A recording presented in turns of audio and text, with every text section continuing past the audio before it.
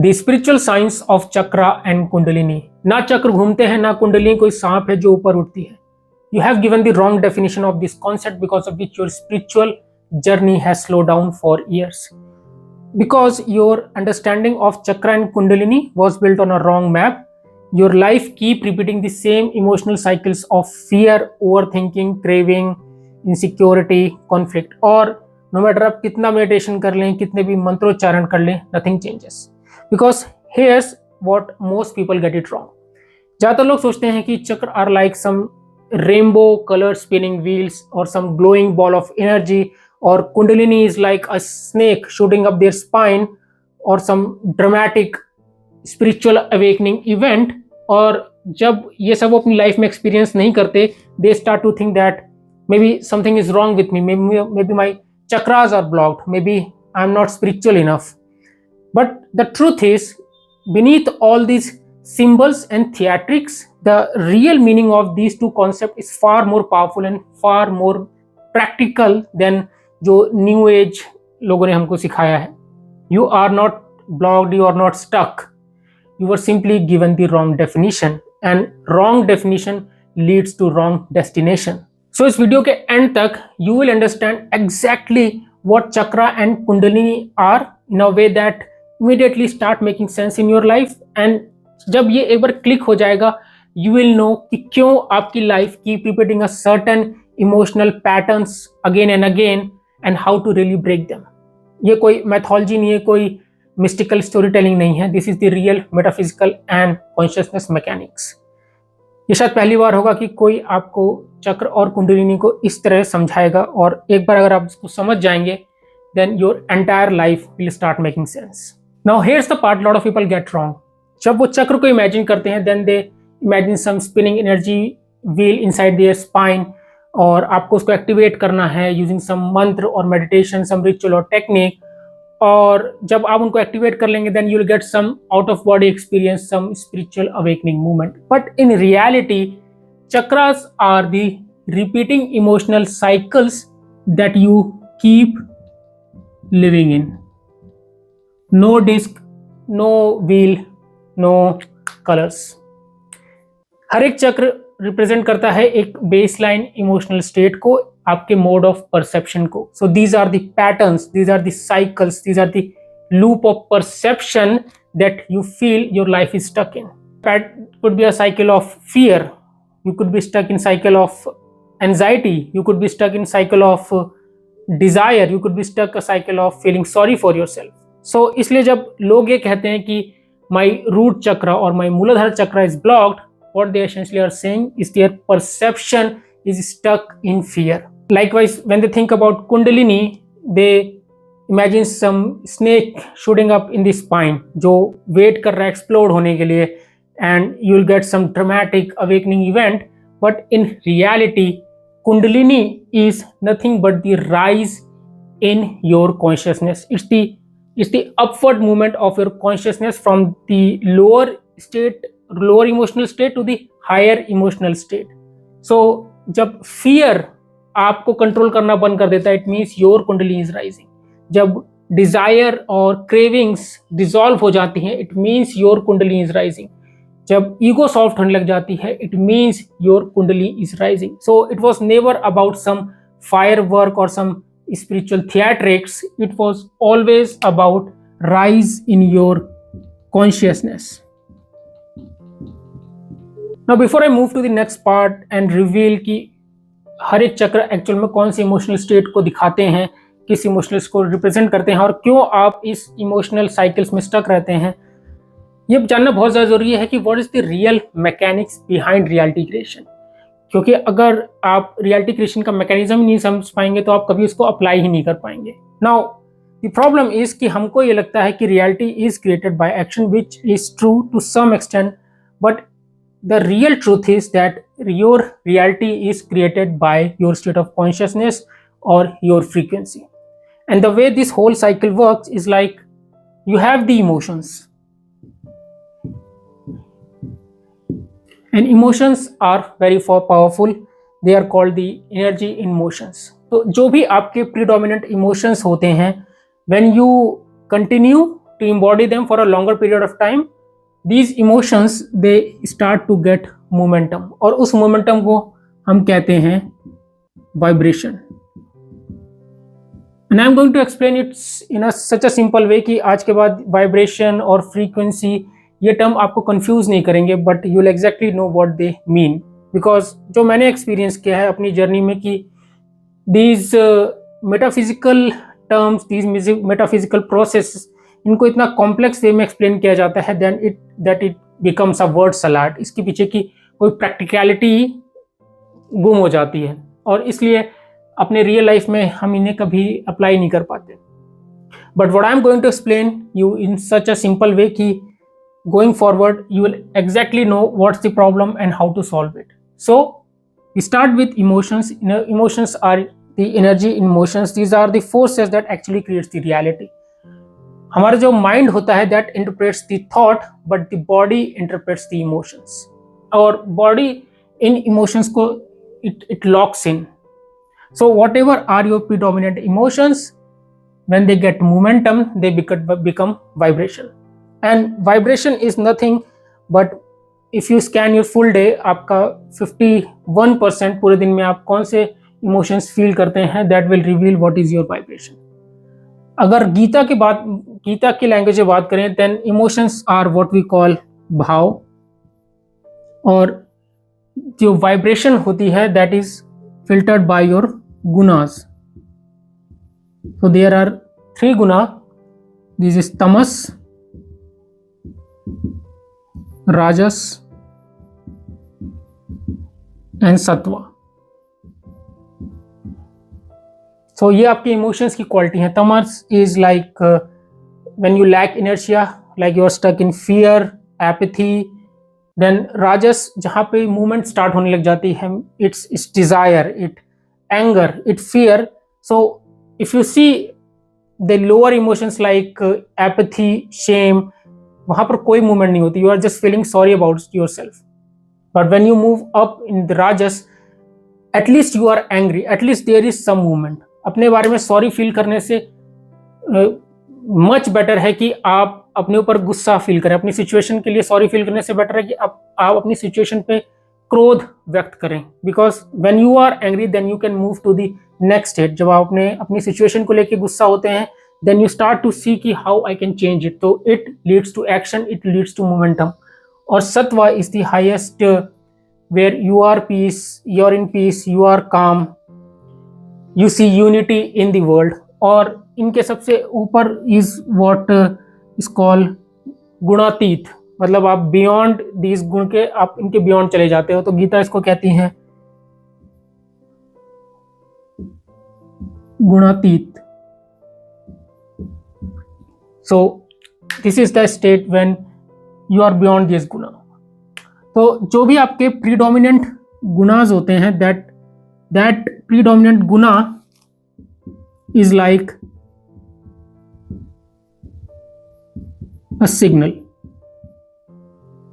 ये वो सिग्नल है जो आप रियलिटी में एमिट करते हैं. So similarly your emotions becomes your vibration, and जो आपके वाइब्रेशन होते हैं that creates a energetic signal जिसको हम कहते हैं फ्रीक्वेंसी. और आपकी जो फ्रीक्वेंसी होती है, आपकी फ्रीक्वेंसी के हिसाब से ही आपके लाइफ में वो रियलिटी मैनिफेस्ट होती है. तो जो आप प्रकृति होती है या यूनिवर्स होता है या गॉड होते हैं या रियलिटी होते हैं, these all words they are interchangeable. जो भी आपके प्रीडोमिनेंट गुना होते हैं उसी हिसाब से प्रकृति आपके जीवन में लोग, सर्कमस्टेंसेस, इवेंट, सिचुएशन लेके आती है. अगर आपके predominant guna is like you feel sorry about yourself, then आपकी लाइफ आपको और ऐसी सिचुएशन देती है with the help of people, event, circumstances, situation जहां you continue to feel sorry about yourself. If your predominant guna is happiness, calmness, peace, then reality continue to give you the same situation of peace, calmness, and being happiness in general. So the thing is कि प्रकृति, universe, God, reality ये कोई फर्क नहीं करते, because इनके point of view से सब कुछ इज वन. गरम ठंडा अच्छा बुरा सब कुछ it is beyond the duality. So जो भी आपकी फ्रीक्वेंसी होती है उसी हिसाब से आपकी रियलिटी क्रिएट होती है। इसको आप इस तरह समझ सकते हैं कि जैसे हम ऑनलाइन शॉपिंग करते हैं, तो ऑनलाइन शॉपिंग में जो भी आपका ई कॉमर्स पोर्टल होता है, मे बी इट्स फ्लिपकार्ट और अमेजोन, वहाँ पर हर प्रोडक्ट्स एनलिस्टेड होते हैं और हर प्रोडक्ट का अपना एक यूनिक प्रोडक्ट कोड होता है। जो भी आप ऑर्डर करते हैं based on that product code, वो अमेजोन फ्लिपकार्ट वो प्रोडक्ट आपको शिप कर देती है। वो ये वेबसाइट कभी जज नहीं करते हैं कि आपने क्या मंगाया है, आपने बड़ा फ़ोन मंगाया है, छोटा फ़ोन मंगाया है। Even if you go on this sites there are so many crazy things being listed. So but whatever you ask for, whatever you order for, they doesn't care. In the very same way, reality, God, universe, प्रकृति वो भेदभाव नहीं करते। आप जो order कर रहे हैं वो आपके पास आ जाता है। And that is the reason why the same emotional cycle continues to run your life. अगर आप predominantly fear में हैं, you will experience more fearful situations in your life. अगर आप predominantly peace में हैं, you will continue to feel peace in your life. So it was never about the reality, it was never about what's outside of you, it was always about what inside of you. आप ही गलत product order कर रहे थे और reality, God, universe simply इसको ship किए जा रहे थे। तो if you need to change your reality, you have to change what you are ordering. Now here's the interesting thing, जो आपकी कॉन्शियसनेस है that moves through level। अगर आप सर्च करेंगे map of consciousness by David R Hawkins, आप देखेंगे कि उन्होंने डिफरेंट लेवल ऑफ कॉन्शियसनेस को मैप किया है फ्रॉम 20 to 1000। तो 1000 is the enlightenment which is the highest level of consciousness and 20 is the lower one which is your shame. अगर आप गुनाह और चक्र सिस्टम को भी देखेंगे, what you will realise that each level they have different emotions, different worldview, different sense of self and different life pattern, and these levels they perfectly aligns with the chakra and with the guna system. So this is the cleanest mapping you will ever hear. Level 1 is the shame, the fear. This is the deep tamas from the Gita perspective, और यहाँ पर जो आपका world view होता है, it feels unsafe, you feel threatened, it feels heavy. This is what we call Mooladhara Chakra. So if someone says your Mooladhara Chakra is blocked, what they essentially means is that your perception is blocked in shame and fear. यहाँ कोई movement नहीं होती, that's why it's tamas. There is absolutely no inertia. You feel sorry about yourself and all the time you are afraid कि क्या होगा मेरी life के साथ। जब इन इमोशंस को आप रिलीज करते हैं, जब आप इनके बारे में अवेयर होना शुरू करते हैं, and you try to move to the next level, you go to the level 2 which is desire, anger and pride. So in Gita language this is the rajas, jahan par you start to get some inertia, you start to get some momentum. So as I said कि अपनी life के बारे में fearful होना या फिर अपने बारे में shameful feel करना, अपनी लाइफ के बारे में sorry feel करना, it's far more better to be angry and desireful than to be stuck in level 1 of this shame and fear, because here there is absolutely no momentum. आपकी life stuck होती है, you feel like your energy is stuck and you can't release it.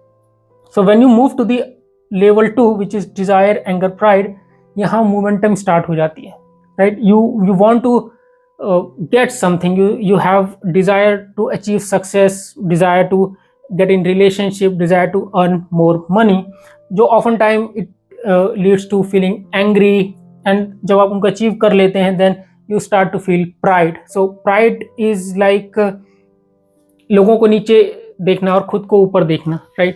So this is what rajas, and it said that here you are stuck in Swadhisthana chakra. जब आपका world view, आपके predominant emotions level 2 से ऊपर उठते हैं, then you move to courage and neutrality. This is the early sattva and the Manipura chakra. Here you can say, yeah, my Manipura chakra is activated. When you move further up, आपके जो predominant emotions होते हैं, आपके world view होते हैं, they are acceptance and willingness. अब आपका सत्व राइज होना शुरू हो रहा है। It means you are at the heart level, the anahata chakra. Then you move further up, you start with the reasons. Life में आप रिएक्ट नहीं करते हैं, you become more of the responsive. बाहर की जो सिचुएशंस होती है, एक्सटर्नल रियलिटी आपको आपके इंटरनल को डिस्टर्ब नहीं करती है, because there is a fine difference between reacting and responding. Reacting is you letting the outer world dictates your internal state, and responding is you letting your internal dictates what's outside. And as I said, your emotions, which becomes a vibration and ultimately becomes a frequency that really decide what kind of reality you are going to experience, right? So this is now you rising up, you are at level 5, and all this is your rising of your consciousness. When you further move up, you get to the emotions of joy, love and peace. This is the high sattva. This is ajna. So ajna जो हम predominantly बहुत famous है, तीसरी आंख खुल जाना। सो तीसरी आंख खुल जाना इट डजंट मीन कि आपके यहाँ पर कुछ तीसरी आंख खुल गई and you will get some mystical magical powers, but in reality जो थर्ड आई है, what it essentially says is that you stop seeing the world from the eye side and you start to see the world from the mind side. What it really means is कि आप जो reality है उसको as it is नहीं देखते, बल्कि आप उसके पीछे के मैकेनिक्स को समझना शुरू कर देते हैं।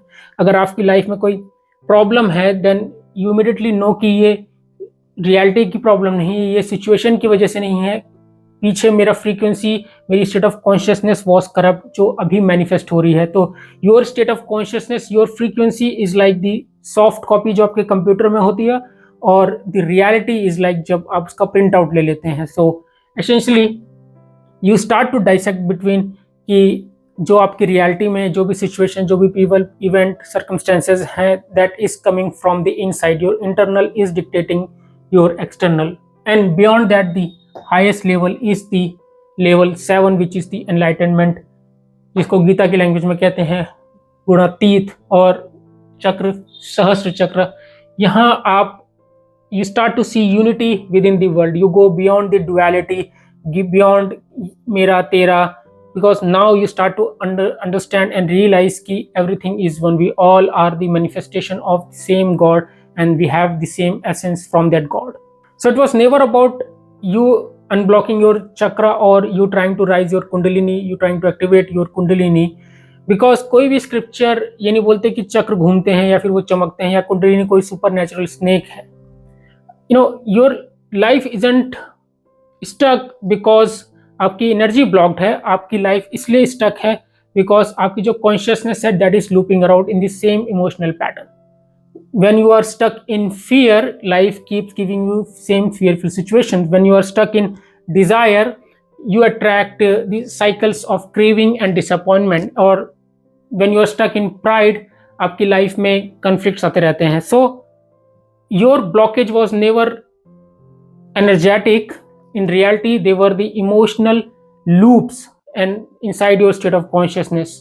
और जब आप इन साइकिल को ब्रेक करते हैं, everything else break with it. आपके बिहेवियर चेंज होता है, आपका परसेप्शन चेंज होता है, आपका लाइफ सिचुएशंस चेंज होती हैं, and you start to rise to the higher level of consciousness. Because truth ये है कि we all have some old programming that want us to be stuck in the old patterns.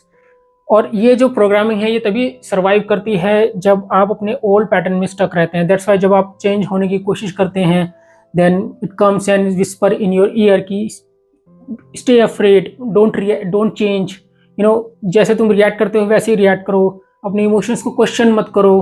So in reality it's not a demon, it's not some past life और it's not some blocked energy, it's simply your old emotional momentum that keeps pulling you back to the same feeling, same familiar situations. Because इस old programming के लिए even though familiarity is painful, it still want you to keep stuck in that familiarity. जब आप fear के beyond move करने की कोशिश करते हैं, then it pulls you back into survival. जब you want to move beyond anger, it pulls you back into the defensiveness. जब you try to move beyond craving and addiction, इस old pattern की gravity against आपको it pulls you back, right. So हर एक chakra has its own gravity loop, और जो real resistance होता है that's moving from one emotional state, one predominant chakra to the higher one, to the one which is level above. Your outer life is nothing but the delayed reflection of your inner consciousness. अगर आप fear में stuck रहेंगे, आपकी life fear reflect करेगी. अगर आप desire में stuck रहेंगे तो आपकी life addiction और craving reflect करेगी. But अगर आप internally अपनी consciousness को rise करते हैं, you take it upward, then आपकी जो आउटर circumstances होते हैं they start to reorganize to match what is internal. So Kundalini was never about activating something, it was always about you rising your level of consciousness upward. So in reality Kundalini doesn't rise, you rise. Chakra don't activate, your awareness awaken. You either rise or you repeat. So next time जब fear tries to control you, observe it, don't follow it, don't obey it. अगर आप ऐसा करते हैं it means you break the fear cycle. Next time जब craving या कोई addiction want you to do something, just observe it, don't act, and the moment you do it you break the desire cycle. Next time जब कोई आपकी ego आपको tries to force you show some pride, don't react, just observe it. It means you are rising up, right? Speak truth. When you speak truth, it means your vishuddha is activating. You are speak with integrity, speak with truth. You are activating your vishuddha. When you act from love, joy and peace, it means you are awakening your ajna, your third eye. And जब आप ये realize करते हैं that everything is one, you and me are the one, the whole world is nothing but the single manifestation of the supreme God, it means you are operating from the Sahasra, the highest crown chakra. These are not the techniques, these are the consciousness mechanics. So always remember, you either rise or you repeat. Every emotions that you face is pulling you either upward or pulling you back into your old cycle. Once you see your consciousness as a cycle, every moment in your life become a chance to rise, chance to grow to the higher level of consciousness. So next time जब आपसे कोई ये कहे कि do this mantra or do this ritual using this technique and you will activate your chakra, return to this video and understand the real meaning. So I hope ये video आपके लिए useful रहेगा. I will see you guys in the next one. Bye bye.